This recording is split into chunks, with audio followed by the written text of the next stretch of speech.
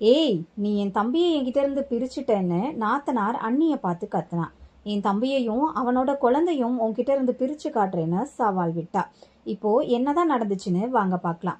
பாஸ்கருக்கு அவன் அப்பா அம்மாவை விட அக்காவை தான் ரொம்ப பிடிக்கும். அக்கா என்ன சொன்னாலும் அதுதான் உண்மை. அக்கா சொன்னா அது சரி. அக்கா சொல்றதுல தப்பு இருக்கவே இருக்காது. இது பாஸ்கரோட நம்பிக்கை.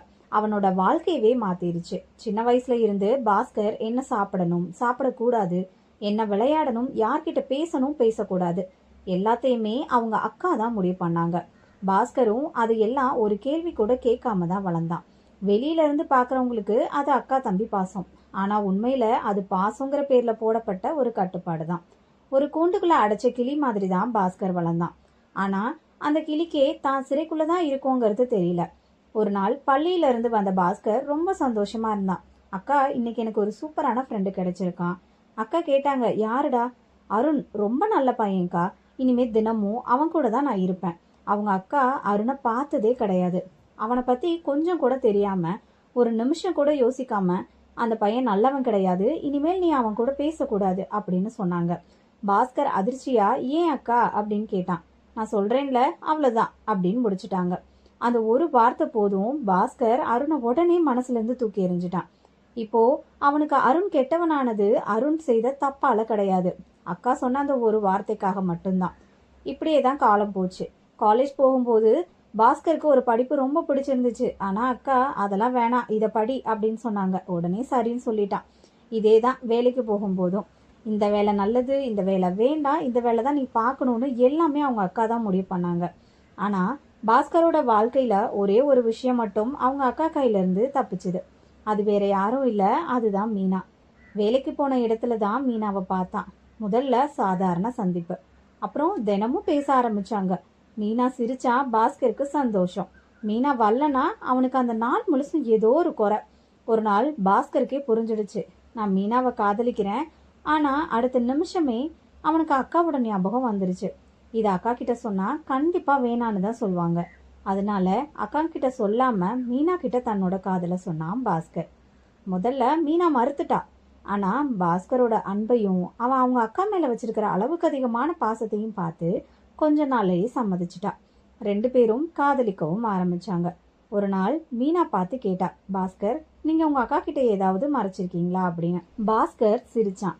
என் அக்கா கிட்ட மறைக்கிறதுக்கு என்னோட வாழ்க்கையில எதுவுமே கிடையாது மீனா அப்படின்னு சொன்னான். அப்போ நம்ம காதல ஏன் நீங்க இன்னும் சொல்லல? பாஸ்கர் அமைதியானா. மீனா அவனோட முகத்தை பார்த்து, நம்ம கல்யாணம் பண்ணிக்கணும்னா முதல்ல உங்க அக்கா கிட்ட நீங்க சொல்லுங்க. அந்த வார்த்தை பாஸ்கருக்கு பயத்தை கொடுத்துச்சு. ஆனா அடுத்த நாள் தைரியமா அக்கா கிட்ட போனான். அக்கா, நான் ஒரு பொண்ணு காதலிக்கிறேன், அவ பேர் மீனா அப்படின்னு சொன்னான். அக்காவோட முகம் உடனே மாறிடுச்சு. என்ன? மீனா என்னோட வேலை பார்க்குற பொண்ணுக்கா? அந்த பொண்ணு வேணாண்டா. பாஸ்கர் அமைதியா இருந்தான். எனக்கு அந்த பொண்ணை பிடிக்கல அப்படின்னு அக்கா சொன்னாங்க.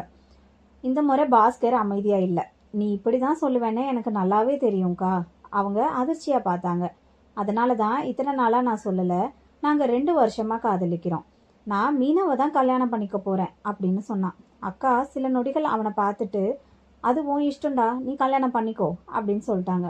பாஸ்கருக்கு நம்பவே முடியல. அக்கா இவ்வளவு சீக்கிரம் சம்மதிச்சிட்டாங்களா? அவனுக்கும் தெரியல அந்த சம்மதத்தோட பின்னாடி ஒரு பெரிய திட்டம் இருக்குன்னு. கோவில்ல ரொம்ப சிம்பிளா தான் பாஸ்கரோட மீனா கல்யாணம் நடந்துச்சு. கல்யாணம் முடிஞ்சதும் 2 பேரும் வீட்டுக்கு வந்தாங்க. வாசல்ல அக்கா நின்னுகிட்டு இருந்தாங்க. முகம் முழுக்க சிரிப்பு, கையில ஆர்த்தி தட்டோட, வாங்க வாங்க, எனக்கு ரொம்ப சந்தோஷமா இருக்கு அப்படின்னு அக்கா சொன்னான். பாஸ்கர் மீனாவை பார்த்து பெருமையா சொன்னான், பாத்தியா மீனா, என் அக்கா எப்படி சந்தோஷமா வர வைக்கிறாங்கன்னு. மீனா சிரிச்சா. ஆமா, அவ பார்வை மட்டும் அக்காவோட முகத்திலேயே தான் இருந்துச்சு. அக்கா ஆர்த்தி எடுத்தாங்க. பாஸ்கர் ரொம்ப சந்தோஷமா இருந்தான். ஆனா எல்லாமே சில நிமிடம் தான். பாஸ்கர் வீட்டுக்குள்ள போனதும் அக்காவோட முகத்துல இருந்த சிரிப்பு அப்படியே மாறிடுச்சு. அவங்க ஆர்த்தி தட்டை எடுத்துக்கிட்டு வேகமா வெளியே போனாங்க. அந்த ஆர்த்தி தட்டை சாக்கடைக்குள்ள தூக்கி வீசினாங்க.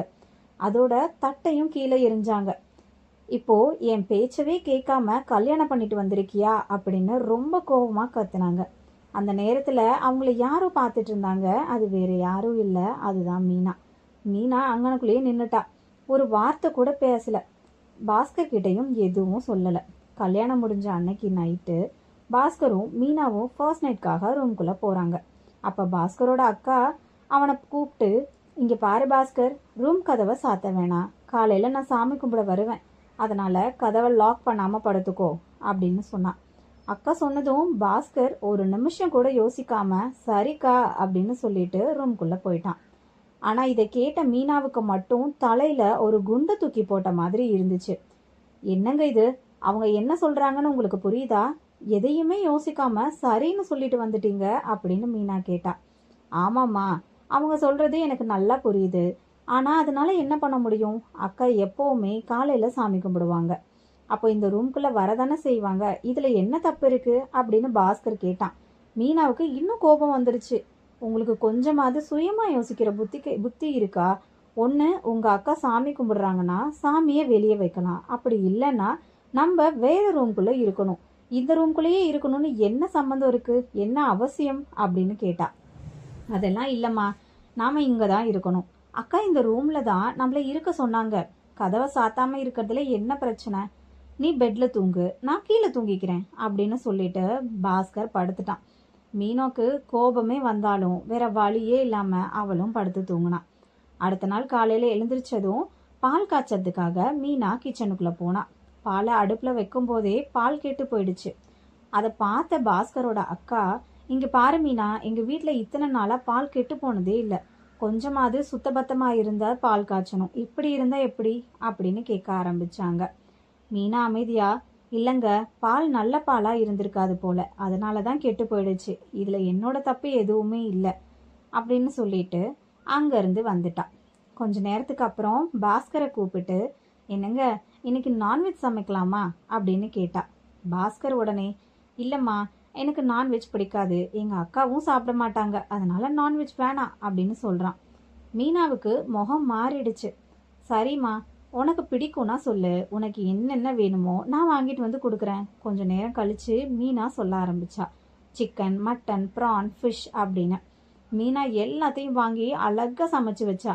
அதை பார்த்த பாஸ்கரோட அக்கா மனசுக்குள்ள, என் தம்பி இதை தொடக்கூட மாட்டான், இவ என்னென்னமோ சமைச்சு வைக்கிறா, என்னனாலும் சமைக்கட்டும் அப்படின்னு நினைச்சாங்க. ஆனால் பாஸ்கர் லைட்டாக ஒரு துண்டு டேஸ்ட் பண்ணி பார்த்தான். அடுத்த நிமிஷமே அவனுக்கு முகம் மாறிடுச்சு. நல்லா இருக்கே. அதுக்கப்புறம் அவ்வளோதான், ஒவ்வொன்றா சாப்பிட ஆரம்பித்தவன் சமைச்சு வச்சிருந்த எல்லாத்தையும் காலி பண்ணிட்டான்.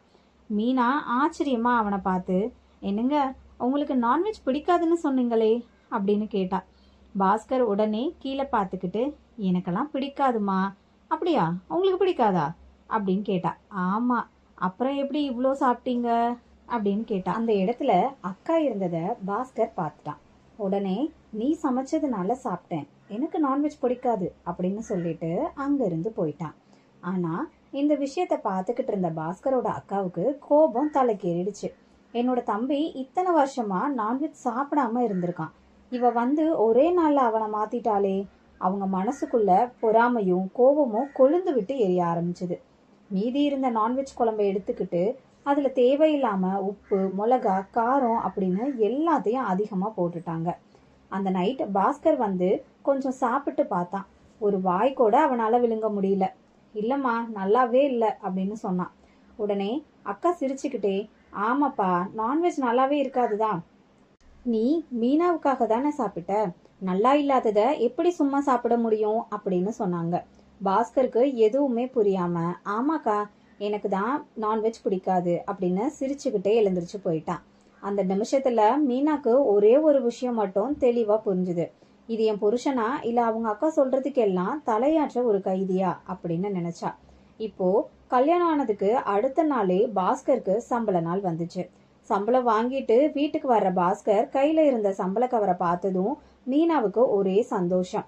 இப்பதான் நமக்கு கல்யாணம் ஆகியிருக்கு, இனிமேல் இவரோட சம்பளத்தை என்னோட கையில கொடுப்பாரு, நம்ம வாழ்க்கைய நாம சேர்ந்து நடத்தலாம் அப்படின்னு ஆசையா நினைச்சுக்கிட்டு இருந்தா. ஆனா வீட்டுக்கு வந்த பாஸ்கர் ஒரு நிமிஷம் கூட யோசிக்காம நேரா அவங்க அக்கா கிட்ட போய் தன்னோட மொத்த சம்பளத்தையும் கொடுத்துட்டு வந்துட்டான். அது மட்டும் இல்லாம தன்னோட சொந்த செலவுக்கு கூட அக்கா கிட்ட தான் பணம் கேட்டு வாங்க ஆரம்பிச்சான். இதை பார்த்ததும் மீனாவுக்கு ரொம்பவே அதிர்ச்சியா இருந்துச்சு. என்னங்க, நம்ம இப்போதானே கல்யாணம் ஆயிருக்கு, சம்பளத்துல கொஞ்சம் கூட என்கிட்ட கொடுக்காம மொத்த பணத்தையும் உங்க அக்கா கிட்ட கொடுத்துட்டீங்க அப்படின்னு கேட்டா. பாஸ்கர் ரொம்ப சாதாரணமா, இதுல என்னம்மா இருக்கு, எப்போவுமே நான் சம்பளம் வாங்கினதும் எங்கள் அக்கா கிட்ட தான் கொடுப்பேன். எனக்கு செலவுக்கு வேணும்னா அக்கா கிட்ட கேட்டு வாங்கிப்பேன் அப்படின்னு சொன்னான். மீனாவுக்கு கோபம் அதிகமாக. என் கையில எப்பவுமே காசு இருக்கும். நீங்க சம்பளம் வாங்கினதும் என்கிட்ட கொண்டு வந்து கொடுப்பீங்கன்னு நான் நினைச்சேன். கொஞ்சமாவது என் கையில பணம் இருந்தாதானே எனக்கும் ஒரு மரியாதை இருக்கும். எனக்கும் ஏதாவது தேவைப்பட்டா நானும் வாங்கிப்பேன் அப்படின்னு சொன்னான். பாஸ்கர் உடனே, இதுக்கு முன்னாடி நீ வேலைக்கு போய்கிட்டு இருந்த, உன் கையில காசு இருந்துச்சு. இப்போ நீ வேலையை விட்டுட்ட. இப்ப எப்படி உன் கையில காசு இருக்கும்? அதனாலதான் எங்க அக்கா கிட்ட கேட்டு வாங்கிக்கோன்னு சொல்றேன் அப்படின்னு பாஸ்கர் சொன்னான். மீனாவுக்கு அந்த வார்த்தை இன்னும் கஷ்டமா இருந்துச்சு. அது எப்படிங்க? இதுக்கு முன்னாடி நான் வேலைக்கு போனேன், இப்போ போகல. அதுவும் உங்களை கல்யாணம் பண்றதுக்காக தானே நான் வேலையை விட்டேன். நீங்க தானே வேலையை விட சொன்னீங்க. உங்களை நம்பி தானே நானும் வேலையை விட்டேன். இப்போ என்னோட சின்ன சின்ன தேவைக்கு கூட உங்க அக்கா கிட்ட போய் காசு கேட்கணும்னா நான் எப்படி கேட்பேன்? எனக்கு என்ன தேவைன்னு அவங்க கிட்ட சொல்லி ஒவ்வொரு விஷயத்துக்கும் பணம் கேட்கறதே எனக்கு ரொம்ப சங்கட்டமா இருக்கும் அப்படின்னு சொன்னான். குறைஞ்சது கொஞ்சமாவது என் கையில பணம் கொடுங்க, இனிமேலாவது உங்க சம்பளத்தை என்கிட்ட கொடுக்க முயற்சி பண்ணுங்க அப்படின்னு கெஞ்சுற மாதிரி சொன்னான். ஆனா மீனாவோட பேச்சு பாஸ்கருக்கு கோபத்தை தான் வரவழைச்சுது. இதுதான் நான், எப்பவுமே நான் இப்படிதான் இருப்பேன். என்னோட சம்பளம் முழுசும் எங்க அக்கா கிட்ட தான் இருக்கும். உனக்கு ஏதாவது சின்ன சின்ன தேவை இருந்துச்சுன்னா 5-10 ரூபாய் கேட்டு வாங்கிக்கோ. அதுக்காக சம்பளம் முழுவதையும் உனக்கிட்டே தரணும் அப்படின்னு என்கிட்ட எதிர்பார்க்காத அப்படின்னு கோபமா சொல்லிட்டு அங்கிருந்து போயிட்டான். பாஸ்கர் போனதும் மீனாவுக்கு அப்படியே நின்னுட்டா. அவளுக்கு அந்த வார்த்தைகள் ஒன்னொன்னும் மனசுக்குள்ள குத்துற மாதிரி இருந்துச்சு. நான் நினைச்ச வாழ்க்கை இதுதானா? கல்யாணம் ஆனதும் கணவனோட சம்பளத்தை நாம சேர்த்து பார்த்து நம்ம தேவைகளை நாம முடிவு பண்ணலான்னு நினைச்சேன். ஆனா இங்க என் புருஷன் சம்பளத்தை கூட அவரோட அக்கா கையில தான் இருக்கு. எனக்குன்னு ஒரு ரூபாய் கூட இல்ல. என் சொந்த தேவைக்கு கூட அவர்கிட்ட கேட்க முடியல. அவரோட அக்கா கிட்ட போய் கேட்கணும். நான் என்ன பெரிய தப்பான முடிவை எடுத்துட்டேனா அப்படின்னு நினைச்சுக்கிட்டு மீனா அழுக ஆரம்பிச்சா. இப்போதான் ஆட்டமே ஆரம்பிக்குது. மீனாவுக்கு ஒரே கோபம். வீட்டை விட்டு வெளியே போறதுக்கு முன்னாடி பாஸ்கர் மீனா கிட்ட, எந்த ஒரு விஷயமா இருந்தாலும் அக்கா கிட்ட கேட்டு பண்ண, அக்கா சொல்ற மாதிரிதான் நீ இருக்கணும் அப்படின்னு சொல்லிட்டு போயிட்டான். ஆனா மீனா அதெல்லாம் கொஞ்சம் கூட காதுல வாங்கிக்கல. அவளுக்கு என்ன பிடிக்குதோ அதை சமைக்கிறா. அவளுக்கு எப்படி இருக்கணும்னு தோணுதோ அப்படியே இருக்கா. தன்னோட வாழ்க்கைய தனக்கு பிடிச்ச மாதிரி வாழ ஆரம்பிச்சா. இதுதான் பாஸ்கரோட அக்காவுக்கு ரொம்ப எரிச்சலை ஏற்படுத்துச்சு. நேத்து வந்தவ இவ, என் தம்பி இத்தனை வருஷமா நான் சொன்னதை மட்டும்தான் கேட்டுக்கிட்டு இருந்தா. இவ வந்ததும் அவன் பேச்ச கேட்காம இவ இஷ்டத்துக்கு நடந்துக்கிறாளே அப்படின்னு மனசுக்குள்ள கொதிச்சுக்கிட்டே இருந்தாங்க. அதுக்கப்புறம் பாஸ்கர் வீட்டுக்கு வர்ற ஒவ்வொரு நாளும் அக்கா ஒரு புது கதையா ரெடி பண்ணி வச்சிருப்பாங்க. வீட்டுல நடக்காத விஷயத்த கூட நடந்த மாதிரி சொல்வாங்க.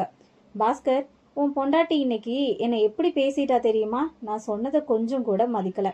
நான் இந்த வீட்டுக்காக எவ்வளவு பண்றேன், ஆனா அவளுக்கு கொஞ்சம் கூட மரியாதை இல்லை அப்படின்னு ஒவ்வொரு நாளும் மீனாவை பத்தி பாஸ்கர் மனசுல தப்பான எண்ணத்தை உருவாக்கிக்கிட்டே இருந்தாங்க. ஒரு நாள் பாஸ்கர் வீட்டுக்கு வந்ததும் மீனாவை பார்த்து கோபமா, எங்க அக்கா சொல்றதை கேட்க உனக்கு என்ன பிரச்சனை? அக்கா என்ன சொல்றாங்களோ அதை தான் நீ கேட்டு நடக்கணும் அப்படின்னு கத்துனான். மீனா அதிர்ச்சியா, என்னங்க நான் என்ன பண்ணேன்? எங்க அக்கா சொல்றதை கேட்காம உன் இஷ்டத்துக்கு நடந்துக்கிறியே.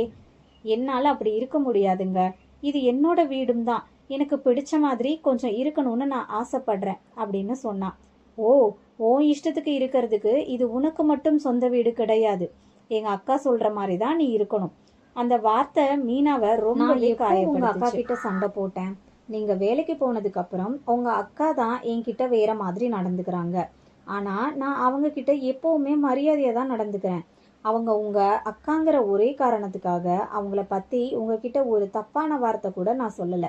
ஆனா நான் செய்யாத தப்பையெல்லாம் செஞ்ச மாதிரி உங்ககிட்ட அவங்க சொல்றாங்க. நீங்க என்ன நம்பாம அவங்க சொல்றத மட்டும் நம்புறீங்க அப்படின்னு அவ ரொம்பவே கவலைப்பட்டா. எனக்கு எங்க அக்காவை பத்தி நல்லாவே தெரியும். அவங்கள பத்தி நீ தப்பா பேசாத. நான் தப்பா பேசவே இல்லைங்க அப்படின்னு சொன்னான். போதும், எங்க அக்காவுக்கும் உனக்கும் நடுவுல யாரை நான் நம்பணுங்கிறது எனக்கு தெரியும். அந்த நாள்ல இருந்து 2 பேருக்கும் சண்டை அதிகமா ஆரம்பிச்சது. ஒரு சின்ன விஷயம் கூட பெரிய விஷயமா மாறுச்சு. ஒருத்தருக்கு ஒருத்தர் மூஞ்சி பார்த்து கூட பேசிக்காம இருந்தாங்க. சந்தோஷமா பேசிக்கிட்டு இருந்த கணவன் மனைவி ஒரே வீட்டுக்குள்ள இருந்தாலும் ஒருத்தர் முகத்தை இன்னொருத்தர் பார்க்காம இருக்கிற அளவுக்கு பிரச்சனை பெருசாகிடுச்சு. அந்த நிலைமைய பார்த்த பாஸ்கரோட அக்காவுக்கு உள்ளுக்குள்ள ரொம்ப சந்தோஷம். இவங்க 2 பேரும் இப்படியே பிரிஞ்சுட்டா போதும், என் தம்பி எனக்கு மறுபடியும் என் கட்டுக்குள்ள வந்துடுவான் அப்படின்னு நினைச்சாங்க. ஆனா அதோட அவங்க ஆட்ட முடியல. இன்னும் கொஞ்சம் கணவன் மனைவிக்குள்ள பிரிவை அதிகப்படுத்தணும்னு முடிவு பண்ணாங்க. ஒரு நாள் பாஸ்கரை கூப்பிட்டு, பாஸ்கர், உனக்கு ஒரு நல்ல வேலை வாய்ப்பு வந்திருக்கு, வெளிநாட்டுல வேலை, நீ அங்க போய் வேலை பண்ணு அப்படின்னு சொன்னாங்க. பாஸ்கர் உடனே, இப்ப எதுக்குக்கா, உங்களை விட்டுட்டு என்னால இருக்க முடியாதே, நீங்களும் என்னோட வாங்கன்னு சொன்னான். இல்ல பாஸ்கர், நீ மட்டும்தான் போகணும். அக்கா, நான் மட்டும் எப்படி போறது, மீனாவையும் கூட்டிட்டு போகணுமே அப்படின்னு சொன்னான். அவங்க உடனே, அவளையெல்லாம் கூட்டிட்டு போகாதேன்னு சொன்னாங்க. பாஸ்கருக்கு அதிர்ச்சி. ஏன்கா, இங்கேயே அவ இருக்கிறதுனால உனக்கு நிம்மதி இல்லை, தினமும் உனக்கும் அவளுக்கும் சண்டை மட்டும்தான் நடந்துகிட்டு இருக்கு, இதுல ஃபாரின்ல நீ அவளை கூட்டிட்டு போனா உனக்கு சுத்தமா நிம்மதியே இருக்காது அப்படின்னு சொல்லி பாஸ்கரோட மனசுல இன்னும் விஷத்தை ஊத்த ஆரம்பிச்சாங்க. பாஸ்கர் வெளிநாட்டுக்கு போறதுக்கு முன்னாடி மீனா கிட்ட வந்து, நான் ஃபாரின் போகலாம்னு இருக்கேன் அப்படின்னு சொல்றான். மீனாவுக்கு ரொம்ப சந்தோஷம். நாத்தனார் மட்டும் இல்லாம நம்ம மட்டும் நம்ம கணவரோட சந்தோஷமா இருக்கலாம் அப்படின்னு நினைச்சுக்கிட்டு, எப்போ போறோம் அப்படின்னு கேக்குறா. அதுக்கு பாஸ்கர், போறோம் இல்ல, நான் போறேன், நீ வந்து எங்க அக்கா கூட தான் இருக்க போற, நான் மட்டும்தான் போறேன் அப்படின்னு சொல்றான். அதை கேட்டதும் மீனா அதிர்ச்சியாகி, நீங்க மட்டும் போறதுக்கு எதுக்குங்க, நானும் தான் வரணும் அப்படின்னு சொன்னான். அதுக்கு பாஸ்கர், இல்ல, எங்க அக்கா வந்து உன்னை கூட்டிட்டு போக வேண்டாம், இங்கேயே இருன்னு சொல்றாங்க அப்படின்னு சொல்றான். இதை கேட்டதும் மீனாவுக்கு கோபம் வருது. அப்படியா, உங்க அக்கா சொன்னா மட்டும் நீங்க எல்லாத்தையும் கேட்பீங்களா, நான் உங்க மனைவி தானே, என்னை பத்தி ஒரு வார்த்தை கூட கேட்காம முடிவு பண்ணிட்டீங்களே அப்படின்னு. அதுக்கு பாஸ்கரும் கோவப்பட்டு, எங்க அக்காவை மதிக்காம பேசாத, அவங்க நம்ம நல்லதுக்காக தான் சொல்றாங்க அப்படின்னு சொல்றான். இப்படியே 2 பேருக்கும் மாறி மாறி சண்டை பெருசாகிட்டே போகுது. ஒரு கட்டத்துல பாஸ்கர், உன்னால எனக்கு இங்க நிம்மதியே கிடையாது, நான் போய் அங்க எப்படி நிம்மதியா இருக்க முடியும், என் வாழ்க்கையிலேயே நான் வந்து முடிவு பண்ணின ஒரே ஒரு விஷயம் நீ மட்டும்தான், அதுவும் தப்புன்னு இப்பதான் எனக்கு நல்லா புரியுது, எப்பவுமே என் அக்கா மட்டும்தான் கரெக்ட், நான் எடுத்த முடிவு தப்பான முடிவு, நீ மட்டும்தான் அப்படின்னு சொல்றான். அந்த வார்த்தையை கேட்டதும் மீனாக்கு அதிர்ச்சி ஆகிடுது. நான் உங்களுக்கு இவ்வளவு தப்பானவளா அப்படின்னு மனசுக்குள்ளேயே உடைஞ்சு போறா. இப்படியே சண்டை பெருசாகி 2 பேரும் டைவர்ஸ் பண்ற அளவுக்கு போயிடுது. இதையெல்லாம் பார்த்துக்கிட்டு இருந்த பாஸ்கரோட அக்காவுக்கு மனசுக்குள்ள ஒரே சந்தோஷம். நான் நினைச்சது மாதிரியே எல்லாம் நடந்துட்டு இருக்கு, இனிமேல் மீனா இந்த வீட்ல இருக்க மாட்டான்னு நினைக்கிறாங்க. ஆனா இந்த இடத்துல தான் ஒரு பெரிய ட்விஸ்ட். திடீர்னு மீனா பேசிக்கிட்டே இருக்கும்போது அவளுக்கு மயக்கம் வருது. அடுத்த நொடியே கீழே விழுக போறா. அவ்வளவு நேரம் ரொம்ப கோபமா பேசிக்கிட்டு இருந்த பாஸ்கர் மீனா கீழே விழுகிறத பார்த்த உடனே அவனோட காதல் அவனுக்குள்ள இருந்து எல்லா கோபத்தையும் மறக்கடிச்சிருச்சு. வேகமா ஓடி போய் மீனாவை பிடிக்கிறான். மீனா, மீனா, உனக்கு என்ன ஆச்சு அப்படின்னு பதறி போய் கேக்குறான். அவ்வளவு நேரம் பாஸ்கர் அவனோட அக்காவோட பிடியில இருந்த மாதிரி இருந்தாலும் மீனா கீழே விழுந்த அடுத்த நொடியிலேயே நிஜமான பாஸ்கர் அவனுக்குள்ள இருந்து வெளியே வரான். உடனே மீனாவை ஹாஸ்பிட்டலுக்கு கூட்டிட்டு போறாங்க. அங்க டாக்டர் பரிசோதனை பண்ணிட்டு, வாழ்த்துக்கள் மீனா, நீங்க கர்ப்பமா இருக்கீங்க அப்படின்னு சொல்றாரு. இந்த விஷயம் தெரிஞ்சதும், நான் ஃபாரின்கெல்லாம் போகல, நான் இங்கேயே இருக்கலாம்னு இருக்கேன் அப்படின்னு பாஸ்கர் சொன்னான். நம்ம ஹாப்பியா ஒரு குடும்பமா வாழலாம் அப்படின்னு மீனா கிட்ட சொல்றான். மீனாவுக்கு ரொம்பவே சந்தோஷம். அதுக்கப்புறம் பாஸ்கர் கொஞ்சம் கொஞ்சமா மாற ஆரம்பிக்கிறான். காலையில எழுந்ததும் சமைக்கிறதுல இருந்து வீட்டு வேலை செய்யறது வரைக்கும் மீனாவுக்கு உதவி பண்றான். மீனாவுக்கு உடம்பு முடியலைன்னா அவளை பாத்துக்கிறான். ஹாஸ்பிட்டல் செக்கப்புக்கு கூட்டிட்டு போறான், சாப்பாடு வாங்கி தரான், அவளுக்கு தேவையான சின்ன சின்ன விஷயங்களையும் கூட பார்த்து பார்த்து செய்யறான். இதையெல்லாம் பார்த்து பாஸ்கரோட அக்காவுக்கு ரொம்பவே கோபம் வருது. நம்ம ஒண்ணு நினைச்சோம்னா இங்க வேற மாதிரி ஒண்ணு நடந்துட்டு இருக்கு, ஆனா இதை நான் விட மாட்டேன் அப்படின்னு மனசுக்குள்ளேயே திட்டம் போட்டுட்டு இருக்காங்க. காலம் போகுது, மீனாவுக்கு குழந்தையும் பிறக்குது. ஆனா மீனாவுக்கு அப்பா அம்மா இல்லாத காரணத்தினால அவளை பாத்துக்கிறதுக்கு ஆளே இல்லை. அந்த நேரத்துல பாஸ்கரோட அக்கா பாஸ்கர் முன்னாடி மீனாவை ரொம்ப அக்கையா பாத்துக்கிற மாதிரி நடிக்கிறாங்க. மீனாவுக்கு சிசேரியன் ஆகுது. அதனால அவளால எந்த வேலையும் செய்ய முடியல. குழந்தைக்கு பால் கொடுக்கும் நேரத்துல மட்டும் குழந்தைய மீனா கிட்ட கொடுக்கறாங்க. மத்த நேரம் எல்லாமே குழந்தைய பாஸ்கரோட அக்கா தான் பாத்துக்கிறாங்க. பாஸ்கர் வீட்டுல இருக்கும்போது ஒரு மாதிரி நடக்கிறாங்க. பாஸ்கர் இல்லாத நேரத்துல குழந்தைய மட்டும் பாத்துக்கிட்டு மீனாவை சுத்தமாவே கண்டுக்கல. இதனால மீனாவுக்கு உடம்பு ரொம்பவே முடியாம போகுது. ஆனா இதையெல்லாம் பாஸ்கர் கிட்ட சொன்னா அவன், இங்க பாருமா, உன்னை பாத்துக்கிறதுக்கு ஆளே இல்லை. ஆனா எங்க அக்கா இந்த அளவுக்கு உன்னை பாத்துக்கிறாங்க இல்லையா, நீ அவங்கள குறை சொல்றேன்னு மட்டும்தான் எனக்கு தெரியுது அப்படின்னு சொல்றான். இப்படியே நாட்கள் போகுது. பாஸ்கரோட குழந்தை கொஞ்சம் கொஞ்சமா வளர ஆரம்பிக்கிறா. ஆனா அந்த குழந்தை அம்மாவோட சுத்தமாவே அட்டாச் ஆகல. பால் குடிக்கும் போது மட்டும் அம்மா கிட்ட வரா. பால் குடிச்ச உடனே அத்தை கிட்ட ஓடி போயிடுறா. அத்தை என்ன சொன்னாலும் அதை தான் கேக்குறா. அத்தை சொல்றதுதான் சரி, அத்தை தான் எல்லாத்துக்கும் நல்லா தெரிஞ்சவங்கன்னு குழந்தையோட மனசுல ஒரு எண்ணத்தை உருவாக்கிட்டாங்க. ஒரு நாள் யாரோ குழந்தைகிட்ட உனக்கு யார ரொம்ப பிடிக்கும் அப்படின்னு கேக்குறாங்க. அந்த குழந்தை உடனே யோசிக்காம அத்தைன்னு சொல்றா. உனக்கு யாரு சுத்தமா பிடிக்காது அப்படின்னு கேட்டதும் அம்மான்னு சொல்றா. அந்த அளவுக்கு அந்த குழந்தையோட மனசை மாத்தி வச்சிருந்தாங்க. இதையெல்லாம் பார்த்து மீனா உள்ளுக்குள்ளேயே உடைஞ்சு போறா. என்னோட குழந்தை என்கிட்ட இல்லையே அப்படின்னு தினமும் கவலைப்பட ஆரம்பிக்கிறா. ஒரு கட்டத்துல இனிமேல் என்னோட குழந்தைய நானே பாத்துக்கிறேன் அண்ணி அப்படின்னு சொல்லிட்டு குழந்தைய தானே பாத்துக்கிற ஆரம்பிக்கிறா. ஆனா குழந்தை மீனா கிட்ட இருக்கவே மாட்டேங்கிறா. இதையும் பார்த்த பாஸ்கர், எங்க அக்கா எந்த அளவுக்கு குழந்தைய பாத்துக்கிட்டாங்க, நம்ம குழந்தையும் அவங்கள எந்த அளவுக்கு விரும்புது பாரு, அதனாலதான் குழந்தை அவங்க கிட்ட இருக்குன்னு சொல்றான். மீனா என்ன சொல்றதுன்னு தெரியாம அமைதியா நிக்கிறா. இது அக்கறையா இல்ல என் குழந்தைய என்கிட்ட இருந்து பிரிக்கணும்னு நினைக்கிற சதியான்னு மட்டும் அவளோட மனசுக்குள்ள ஒரு கேள்வி எழ ஆரம்பிச்சுது. இப்படியே காலம் போய்கிட்டே இருக்கு. ஒரு கட்டத்துல மீனா மனசுக்குள்ள ஒரு முடிவெடுக்கிறா. இப்படி இருந்தா நம்ம குழந்தையும் நம்ம கிட்ட இருந்து விலகிடும், எப்படியாவது இந்த வீட்டுல ஒரு மாற்றம் கொண்டு வரணும் அப்படின்னு யோசிக்கிறா. அப்போ அவளுக்கு ஒரு விஷயம் மட்டும்தான் ஞாபகத்துக்கு வருது. பாஸ்கரோட அக்காவுக்கு வயசாகிட்டே இருக்கு, அவங்களுக்கும் ஒரு நல்ல வாழ்க்கை அமையணும்னு நினைச்சு நான் ஒரு நாள் பாஸ்கர் கிட்ட, உங்க அக்காவுக்கு இப்ப வயசாகிட்டே இருக்கு, அவங்களுக்கு ஒரு கல்யாணம் பண்ணி வைக்கலாமே அப்படின்னு சொல்றா. முதல்ல பாஸ்கர் கொஞ்சம் அமைதியா இருக்கான். ஆனா உண்மைதான், இவ்வளவு நாளா இத பத்தி நான் யோசிக்கவே இல்லையேன்னு சொல்லிட்டு யோசிக்க ஆரம்பிக்கிறான். அதுக்கப்புறம் அக்கா கிட்ட போய் விஷயத்த பேசுறாங்க. மாப்பிள்ளையும் பார்க்க ஆரம்பிக்கிறாங்க. கடைசியில ஒரு நல்ல மாப்பிள்ளையும் அமையுது. 2 பேருக்கும் பிடிச்சு போகுது. சந்தோஷமா கல்யாணம் நடக்குது. இப்போ மீனாவுக்கு அப்பதான் ரொம்பவே நிம்மதி வருது. எப்படியோ கல்யாணம் முடிஞ்சிருச்சு, இனிமேலாவது நம்ம குழந்தை நம்ம கிட்ட இருக்கும், நம்ம குழந்தைய நாமளே பாத்துக்கலாம் அப்படின்னு நினைச்சு ரொம்பவே சந்தோஷப்படுறா. அதே மாதிரி ஆரம்பத்துல 2-3 நாள் குழந்தைய மீனா தான் பாத்துக்கிறா. குழந்தையும் அம்மா கிட்ட இருக்க ஆரம்பிக்குது. ஆனா இவ்வளவு நாளா நான் ஏங்குனது இப்போதான் கிடைக்க போகுதுன்னு மீனாக்கு மனசுக்குள்ள அவ்வளவு சந்தோஷம். ஆனா அவளுக்கு தெரியாம ஒரு பெரிய திருப்பம் வருது. குழந்தைய பார்க்காம இருக்க முடியலன்னு பாஸ்கரோட அக்கா பக்கத்து வீட்லயே ஒரு வீடு பிடிச்சு குடி வர்றாங்க. வந்த முதல் நாளே குழந்தை அவங்க அக்கா வீட்டுக்கு போக ஆரம்பிக்குது. அத்தை அத்தைன்னு அவங்க பின்னாடியே போகுது. கொஞ்ச நாள்ல பகல் நேரம் மட்டும் இல்லாம ராத்திரி தூங்குறதுக்கும் அத்தை கிட்ட போயிடுது. மீனாவுக்கு குழந்தை பால் குடிக்க மட்டும் வந்துட்டு மறுபடியும் அத்தை கிட்ட ஓடி போகுது. இத பார்த்த மீனாவுக்கு என்ன பண்றதுன்னே தெரியல. என் குழந்தை என்ன அம்மானு கூட நினைக்க மாட்டேங்குதே அப்படின்னு தனியா உட்காந்து அழுக ஆரம்பிச்சா. பாஸ்கரோட அக்கா, உன் குழந்தை பால் குடிக்க மட்டும்தான் உன்கிட்ட வரா, அதனாலதான் நீ இவ்வளோ நாளா பால் குடி நிப்பாட்டாம இருக்க. அது மட்டும் இல்லைன்னா உன் குழந்தை முழுசா என்கிட்ட மட்டும்தான் இருப்பா. பெத்த பிள்ளையே உன்கிட்ட வரமாட்டேங்குதுன்னு ஏளனமா சிரிச்சா. அது அவளால பொறுத்துக்கவே முடியல.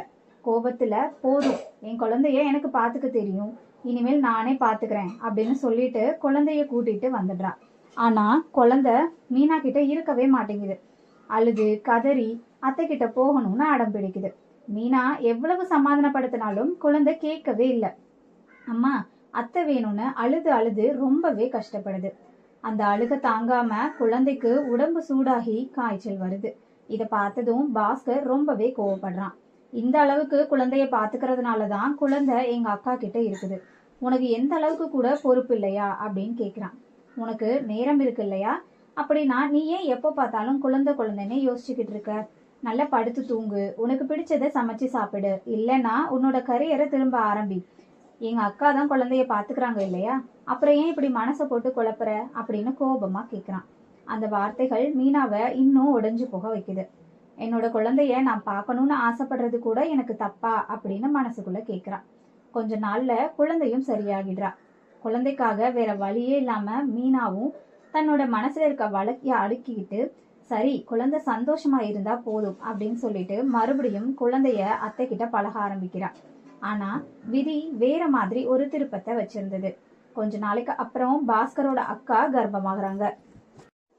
அந்த நிமிஷத்துல இருந்து அவங்களோட கவனம் கொஞ்சம் கொஞ்சமா மாற ஆரம்பிக்குது. முன்னாடி என்னோட தம்பி குழந்தை ஏன் குழந்தைன்னு பார்த்தவங்க இப்ப தங்களோட குழந்தைய பத்தி யோசிக்க ஆரம்பிக்கிறாங்க.